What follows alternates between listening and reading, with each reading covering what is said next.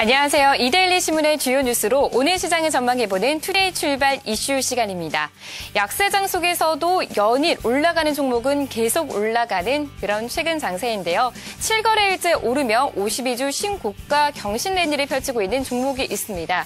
바로 저희가 화요일 이 시간에 언급이 됐던 하이트 진로인데요. 어제 장에서도 3%가 넘는 강세를 보였더라고요. 오늘은 또 어떤 뉴스에 어떤 종목을 봐야 될까요? 첫 번째 소식과 함께 하시죠. 오랜 시간 시장의 화두였던 모바일 결제, 네트워크 속도와 또 메모리 한계에 부딪히고 이동통신사 간 주도권 경쟁까지 벌어지며 사업은 정체됐었는데요. 그러나 스마트폰 등장과 함께 NFC 기반의 모바일 결제 서비스가 부상하며 전자지갑 시대에 대한 기대가 한층 높아지고 있습니다. 하지만 아직은 걸음마 단계인데요. 실제 사용자 10% 미만의 모바일 결제, 오프라인 사용자 확대와 결제 인프라 확보가 우선 선결돼야 합니다. 전문가들은 소비자 입장에서는 NFC 운용 서비스라는 테두리 안에서 모바일 결제가 자연스럽게 연계되도록 해야만 성공 가능성을 높일 수 있다고 조언하고 있습니다. 업계는 NFC 칩에 스마트폰을 갖다 대면 차량 정보도 확인해주고 카페에 10회 방문할 때는 한 장 무료 서비스를 제공하는 등 생활 곳곳에서 소비자들에게 익숙하게 다가가는 노력들을 펼치고 있습니다. 적립해주고 할인해주고 이렇게 나오는 다양한 운용 서비스의 등장, 소비자들의 마음을 활짝 열어줄 수 있을까요? 예, 요즘 이게 이제 NFC가 대세로 지금 떠오르고 있죠. 이 증시에서도 그렇고요. 그리고 생활에서도 우리가 이제 커피숍이 아니죠. 커피 전문점을 가더라도 여러 가지 이제 편의 기능들, 이렇게 스마트폰을 대기만 해도 결제되는 그런 기능들이 보급이 되고 있습니다. 자, 그런데 이런 게 10년 전, 2002년에도 모네타라는 결제 시스템으로 있었는데, 그때만 하더라도 보급될 듯 하다가 말았잖아요. 그런데 조금 분위기가 좀 틀린 것 같죠? 네, 그렇습니다. 국내 지금 현재 스마트폰 보급률이 한 60% 정도 이르고 있고요. 우리가 실생활 살아가면서 가장 손에 많이 들고 있는 것이 바로 스마트폰이죠. 저도 편의점을 갔더니 아시는 지인이 결제를 할 때 스마트폰으로 결제하는 걸 보고 참 신기했는데, 그만큼 지금 NFC 관련해서 모바일 결제 쪽에 어떤 유정이 좀 커지고 있는 시장이다. 하지만 아직까지는 생소하다는 겁니다. 왜 그러냐면 저도 안 해봤습니다. 신기하긴 한데 여전히 아직 안 해봤다는 거 말씀드리겠고요. NFC가 뭔가 잠깐 좀 말씀드려야 될 것 같네요. 근거리 무선 통신이라고 우리 이야기를 많이 합니다만 조금 구체적으로 말하면 기존에 RFID라고 해서 전자태그의 하나 일종입니다. 비접촉식으로 들어가고요. 한 10cm 이내 정도의 단말기에서 갖다 대게 되면은 가장 간단하게 결제라든지 생활 정보 정도를 받아들일 수 있는 기술적인 측면에서는 상당히 좋은 기술이고 한번 성장성은 있는데 아직까지도 소비자의 어떤 인식이나 그런 거는 좀 부족하지 않나 그렇게도 보입니다. 예, 아직까지는 이제 크게 보급되지 않아서 그렇게 친숙하지는 않지만요. 자, 그런데 점점 이제 인프라를 확대하려고 하는 그런 분위기가 계속 조성이 되고 있죠. 2015년까지 신용카드 가맹점의 한 70% 정도를 이렇게 이제 NFC 관련한 결제 시스템으로 이제 많이 보급을 하겠다. 이러한 취지의 이 어떤 협회가 작년 3월에 결성이 되었고요. 그리고 이제 사실 2002년에 모네타라는 결제 시스템이 실패했었던 가장 큰 이유 중에 하나가 이 단말기가 그러한 그 결제 기능을 가진 단말기가 절대적으로 수가 부족을 했었다라는 점이죠. 오히려 이제 스마트폰이 급격하게 보급되면서 이 기본적으로 최근에 나온 스마트폰은 NFC 관련한 기능들이 다 있다라는 점에서 향후에 성장성이 있지 않을까 그렇게 생각이 되는데요. 자, 그렇다면은 NFC 관련한 종목들 어떤 종목들이 있을까요?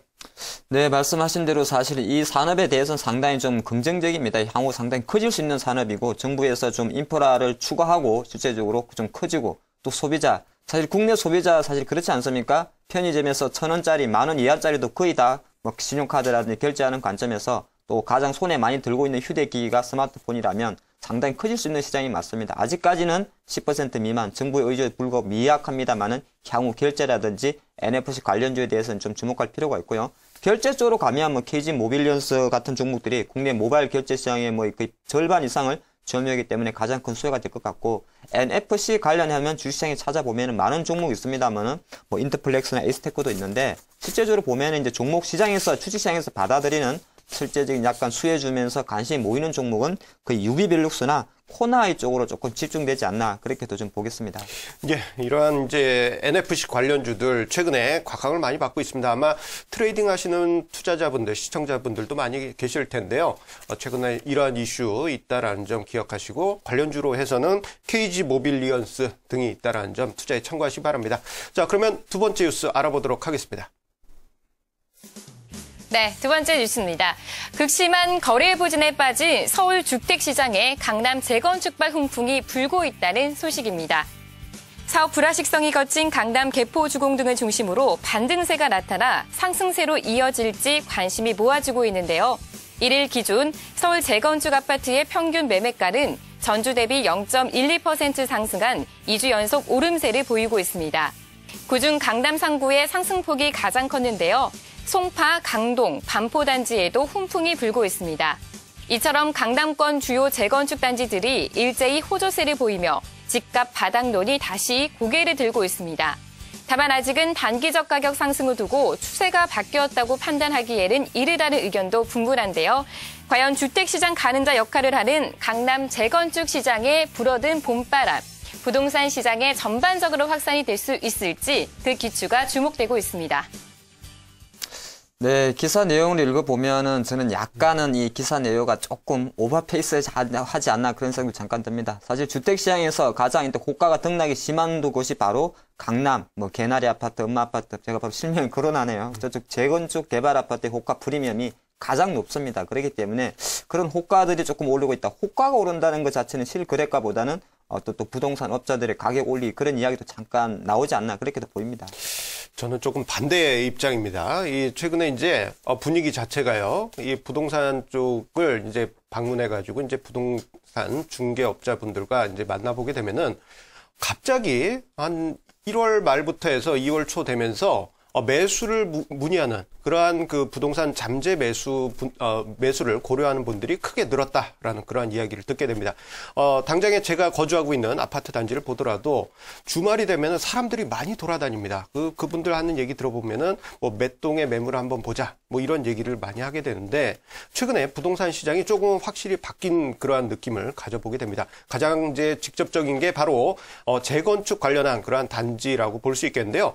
자, 이 재건축 단지가 호가가 올랐다 하고 차후에 실거래까지 상승하는 그런 모습이 나타나게 된다면은 이 부동산 시장의 전체적인 훈풍이 일어나지 않을까 생각이 되고요. 그리고 최근에 금융소득 종합과세 관련한 이 부분이 기준이 하향되면서 이 자금, 막대한 자금을 어디에 투자할까 고민하는 분들 중에 부동산 시장으로 투자를 하신 분들도 많이 계시다고 합니다. 네, 그렇습니다. 저는 이제 그러니까 우리 이 앵커님하고 조금 다른 이야기를 해드렸던 것은 제가 사무실을 3개월 동안 내놨는데 찾아오는 사람이 한 명도 없어가지고 잠깐 아직도 부동산 시장이 냉랭하구나 그런 생각이 잠깐 들었었고요. 가장 중요한 건 아까 말씀드린 대로 가장 그 프리미엄이 높고 호가 등락 부동산 경기에 제일 빨리 반응하는 것이 바로 재건축 아파트의 시세 흐름입니다. 그런데 이 흐름 자체가 연초 새 정부 접어들어서 그리고 2월 25일 날 박근혜 정부의 어떤 출범을 계기로 조금 부동산 시장에 그래도 긍정적인 시그널은 좀 나오지 않나 보겠고요. 가장 중요한 거는 또 미국의 부동산 경기가 너무 좋다는 거죠. 작년에 발표됐던 12월 미국의 주택 가격 지수가 6년 만에 최고치를 보이고 있고 지금 미국도 약간 일부 지역에 국한됩니다만은 매물이 없다는 그런 외신 보도까지 나오다 보니까 국내 주택 시장에도 조금 분위기는 일단 좋지 않나 그렇게도 보입니다. 예, 그렇다면요. 이제 미국 쪽의 부동산 경기도 살아나는 것은 확실히 보이고 우리나라도 완전히 이제 정책적으로 이 취득세 감면 연장이라든가 이런 부분을 확정지어서 부동산 시장이 살아나게 된다면 가장 직접적인 것은 바로 건설주라고 볼 수 있겠죠. 건설주 최근에 한 2월 들어서 조금은 약세 흐름 보여주고는 있지만 자 1월 달에는 화려한 시세를 분출을 했습니다. 특히 이 아파트를 많이 공급했던 주택 관련한 사업을 많이 한 건설주들을 중심으로 해서 큰 폭의 상승세를 보였는데요. 자, 이러한 취지에서 본다면은 건설주 전반적인 분위기가 가시적으로 이제 신정부에서 새로운 그 부동산 정책, 활성화 정책을 표시하게 되면은 확실히 어떤 추세가 형성될 것으로 보여집니다. 대신에 이 건설주 중에는 지금 재무구조가 매우 취약한 그러한 종목들이 또 있으니까요. 그런 종목들을 제외하고 건설주를 포트폴리오에 일부 담으면은 향후에 좋은 결과가 있지 않을까 그렇게 생각이 됩니다. 자, 그리고 이 부동산 관련한 정책 빨리 결정을 해 주셔가지고 저희 집도 지금 매물로 내놨는데 입질만 하신 분들 계속 돌아다니십니다. 취득세 때문에 거래를 못하고 있어요. 빨리 확정지었으면 좋겠습니다. 자, 그러면 세 번째 뉴스 보도록 하겠습니다. 네, 세 번째 뉴스입니다. 삼성전자는 올해 태블릿 PC 확대를 위해 갤럭시 노트와 갤럭시 탭을 중심으로 한 투트랙 전략을 구사하기로 했습니다. 촘촘한 라인업을 구성해 태블릿 PC에서도 애플의 아성을 넘어서라는 전략으로 풀이가 되고 있는데요. 영업 대폭 강화 방침을 밝힌 삼성은 갤럭시 S와 갤럭시 노트를 함께 운용하는 스마트폰 성공 방정식을 태블릿 PC에도 접목하려는 계획입니다. 최근 갤럭시 탭 3의 가시적인 움직임이 포착됐는데요. 그동안 집중해오던 고급형 라인업에 약 16만 원대의 저렴한 제품을 출시하며 점유율 확대에 본격적으로 나선 것입니다.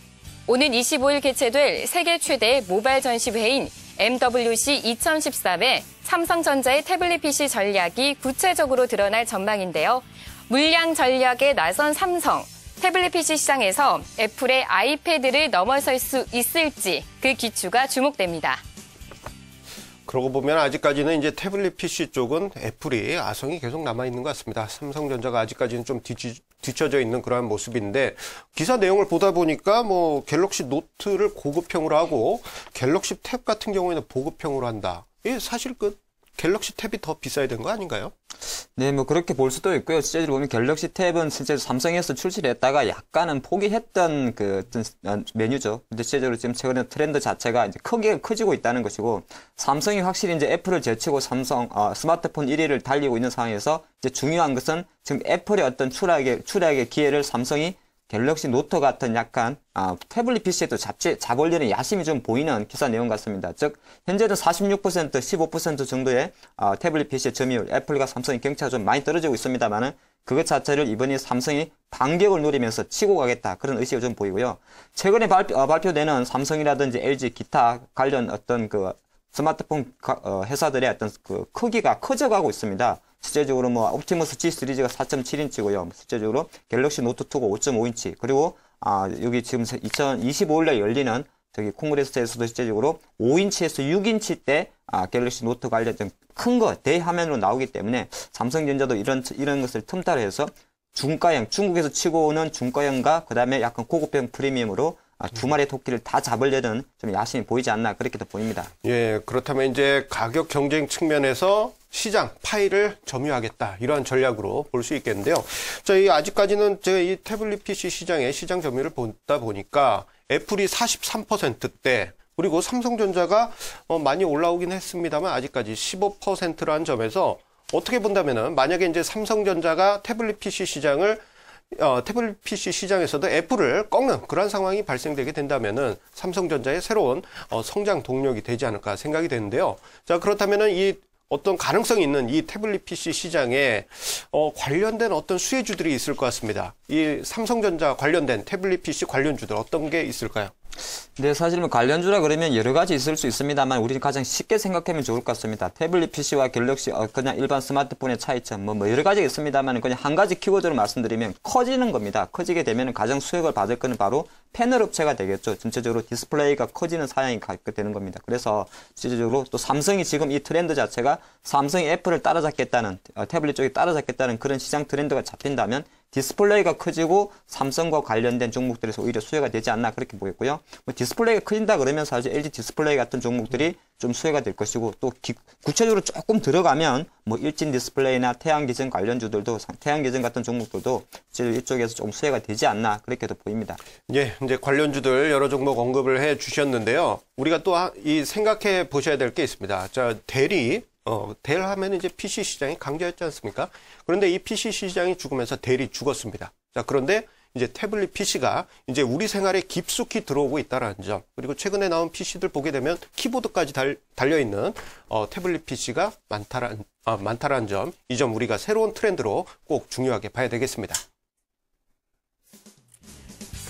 네, 오늘도 세 가지 뉴스 다 살펴봤습니다.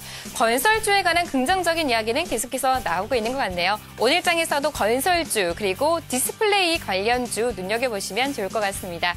계속해서 주식시장 중계석과 함께 하시면서 오늘도 성공 투자하세요. 지금까지 김민주였습니다.